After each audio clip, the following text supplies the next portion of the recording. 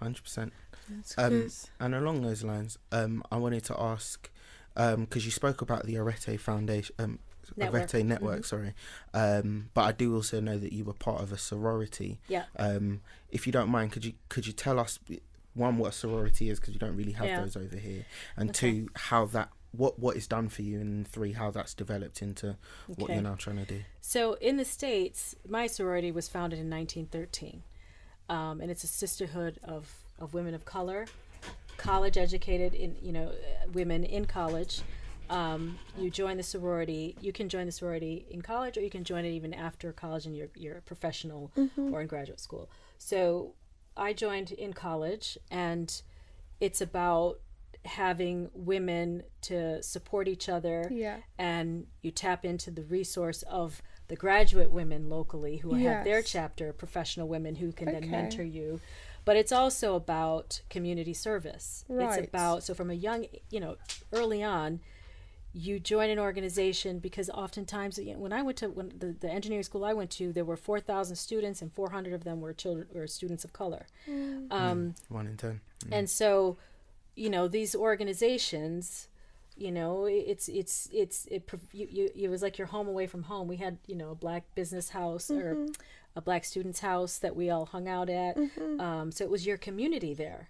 And you join these organizations as a sense of community, but also as a sense of, giving back to the community as we're educating and planning for our future. Right. And so living here for 14 years and getting to know women and seeing all these fantastic women and realizing so many people are doing so many things, and sometimes doing stuff in the same field or events in the same night. Just like, boy, wouldn't it be nice if there was more of a connection and more of this fellowship of women coming together and organizing better, because that's what the sorority did for us over there. There's several different sororities and several different fraternities actually over there, but you're organized, you have a network that you tap into, and you're also working together as a community collectively. And so that's where the concept, I missed having that. I still am a member, and when I'm there, I go to things, but I can't be there delivering the programs and stuff because I'm here. And so I miss that. That's always been a part of my life since I was, in my 20s. So, Because sororities is not. Would we consider that equivalent to, like, I don't know, ACS or something like that here at uni? In unis, I was president of my African and Caribbean Society. At uni, and it's not. But it's mixed. It's genders. It's mixed. Yeah, it's mixed, and it's also not. It's not as formal in terms of, like, for example, now because of the network I've got from my, like, to be honest, you're here because of my ACS network, because I knew someone who knew someone who knew someone. So we can still kind of tap into that, but we don't really have, like, the infrastructure the same way it sounds like a sorority might have. Like, we don't, for example, we don't have events still for former alumni from the ACS to come to or anything like that. So we kind of have a bit of it, but like I said, it's not really got that infrastructure. There's no one kind of managing it. It's more just you made friendships when you were young, and if you are good at keeping them up, then you do. But if not, then it kind of just. No, this is formal. There's regular.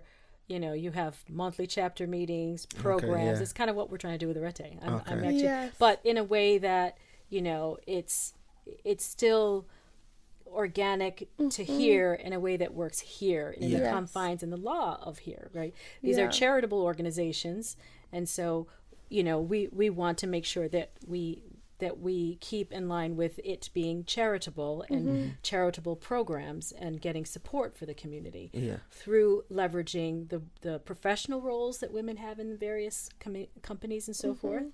But it's those organizations were formed because we weren't allowed to be a part of anything else. Right. And so it has sort of like a huge historical significance. That, And those women were brave to start these organizations. And there's a historical significance and tradition involved, and it is quite formal. And there's a national meeting that takes place every other year, and things like that. So it is quite formal. So we're trying to bring it's a sisterhood here, bringing women together. We're focusing on, as I said, financial empowerment, youth education and mentoring, promoting history, culture, and the arts. Yes. And also developing leadership in the community. So that, that's where mentoring young professionals and comes into play, and making sure there's that network where a young person in university has a desire to be in a certain field. Yes. Let's find her someone who she can connect with, that can give her advice and help her navigate, through that process, because it's hard. Yeah, it's not easy. And I think I feel like we don't take advantage of that as much. I could probably speak for myself. I don't feel we take I didn't take advantage of getting a mentor, or really trying to be part of like an organization that empowers women.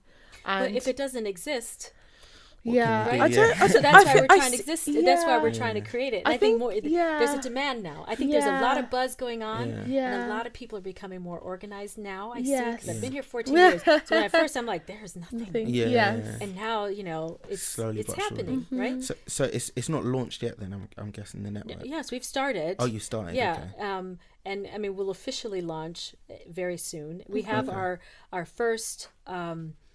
Our first charitable program actually in July, where the Girls Network, we are taking 100 girls from disadvantaged backgrounds of color and bringing them to a beautiful girls' boarding school outside of London, and providing them with what we're calling a life-changing event for the day. It's a conference on leadership and life skills, and I'm going to have inspirational speakers and workshops for them on various topics like public speaking, fashion trends and dressing for success, etiquette and nutrition, health and well-being, positive self-image.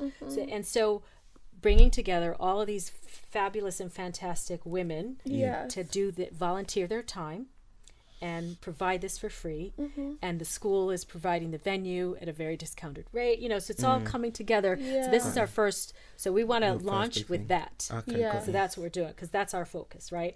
And so we're partnering with the Girls Network, because they're very well organized, and they can provide us with, the candidates that we're looking for to be able to. And it's also a way to kind of, as we're launching, to communicate. These are opportunities.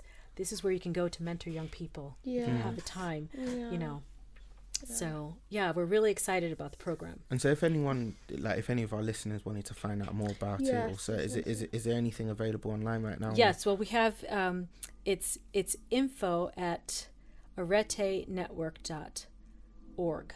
And guys, it'll be in the link in the description bar. We'll put it, we'll make sure you have it correctly. We'll definitely For those listening.